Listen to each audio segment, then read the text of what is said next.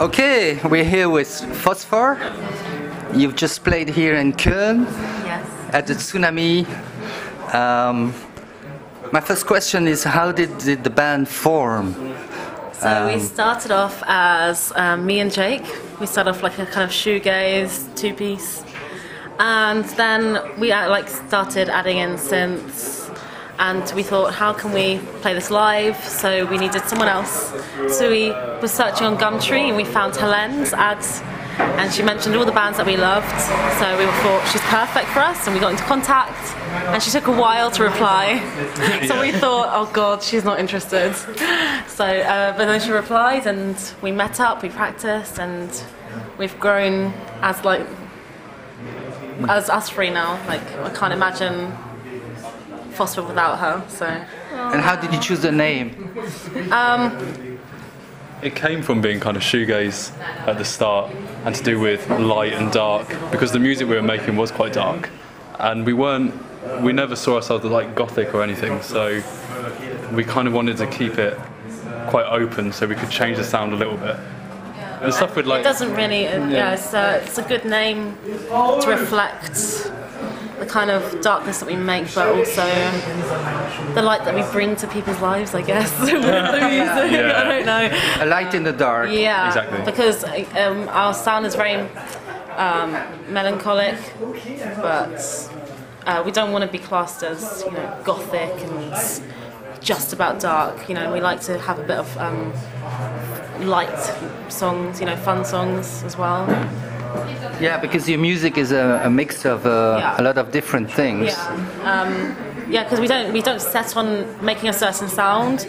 It just, whatever comes to us, we work on. So it depends on the mood. And what was the first release that you did? it was an EP called Geometric Motion, and that had 4 songs, but it was a lot more droney kind of guitar shoegaze. And that had a Deadly Blow on it, which a lot of people still like. Yeah. Which we are working on for our new album, which will be included on the new album. And which will be a completely different version. Yes. Completely different. Yeah. Because that song we love so much, and we just want to kind of rework it into our sound now. So we played it tonight. So I think people liked it. So. Yeah, you played 5 new songs, I think. Yes. Yeah. So. Which ones were there? I think Linear Attraction, of course. Yes. Which will be the title of the next LP. No, we haven't come up with the. I want to know. Yeah, we don't know it yet. We haven't come up with it, so we're working. But the working title is Linear. For now, I think that's what we'll call it. Yeah. There was Perfect Disguise, Off, Rouge.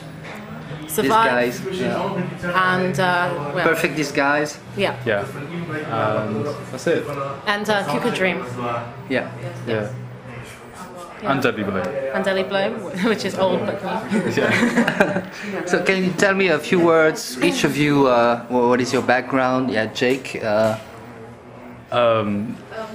Musically? Or, have you done other bands before? And yeah, more kind of guitar based, and played a bit of bass. More kind of like indie rock, I suppose, psychedelia, that kind of thing. So basically what we started off doing, really. But now it's just kind of evolved, and I just like using different instruments, just to explore sounds and different things. So I'm not like tied to one kind of instrument. So you're a multi-instrumentist. I guess so. Yeah. And your brother is a famous person as well. Famous Ambridge family. Ambridge, from a very small town, not known for.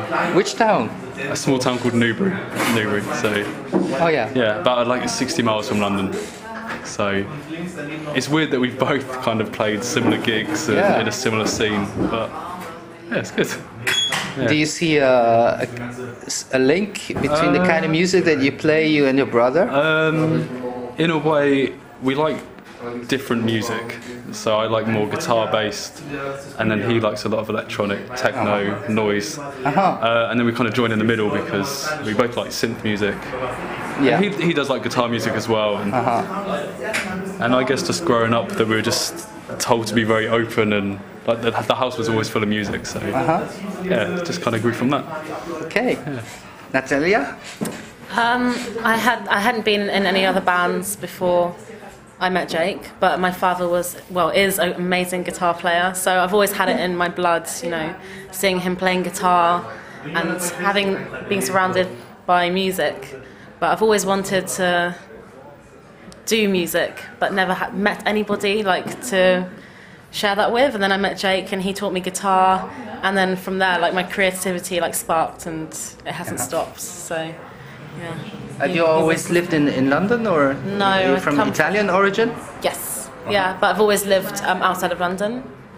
Yeah, I've lived in London for like 2 years now. But always in the UK. Yeah. Yeah. Okay. Yeah. Yeah. Hélène, en français, in French? En français? No.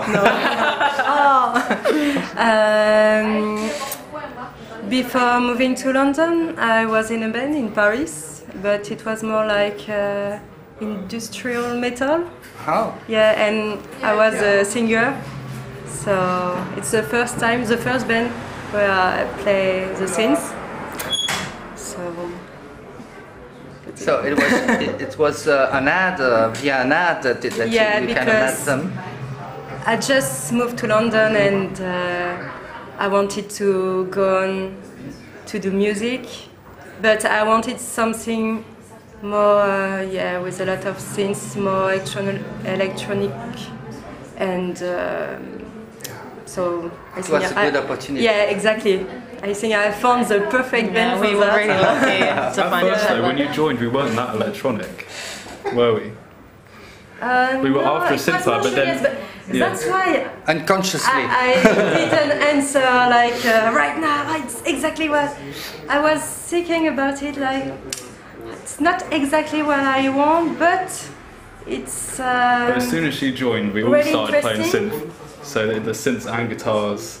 Yeah. And then like we took less guitars and then started taking It was more also synths. the problem like of recording the guitars, so we kind of steered away from writing so much music with the guitar because we are very much a bedroom band, so we were recording in the bedroom, and we found it really disheartening having this great guitar line and then not being able to record it well. So like we kind of didn't do it on purpose, but we kind of lent more to the electronic way. But now we're starting to bring back guitars, becoming better. 50-50. Becoming better. Half synth, half guitar, I think. Because our production skills are getting better, So I guess that the next album will be more guitar oriented, or there's a lot more guitars, but it's not like guitar oriented. There's a nice mixture of synth pop and kind of guitar-y, shoegazy songs and all the kind of music that we like. This is more of a whole range. Yeah, we've really gone out and worked on songs that are really reflect all of us. So.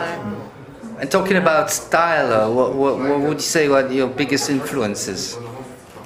I think people like Slowdive, which we all love. Slowdive, yeah. Bands like Interpol.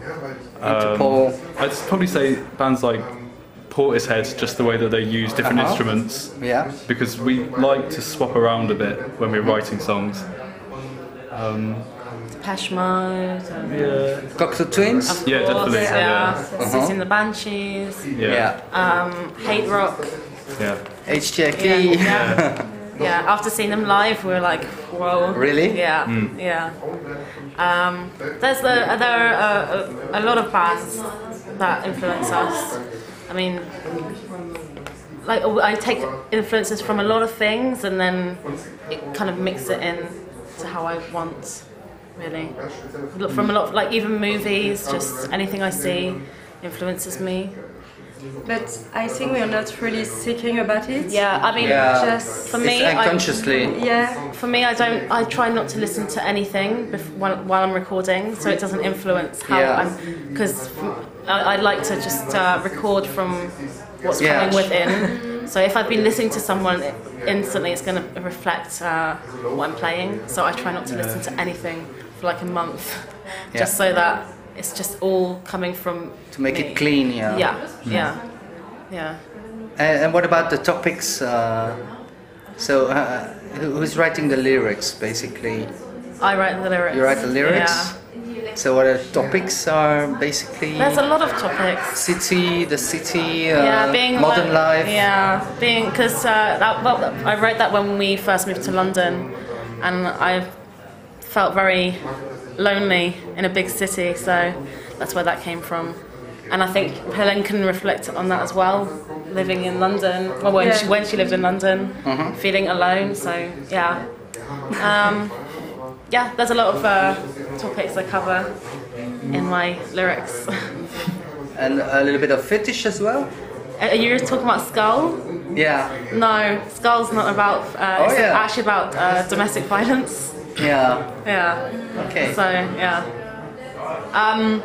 Rotary, there is a bit of fetish. That's what I thought. Yeah. But Skull, no, that's completely about it's violence. negative. Yeah. I mean, it's negative description of things. Yeah. Okay. And what about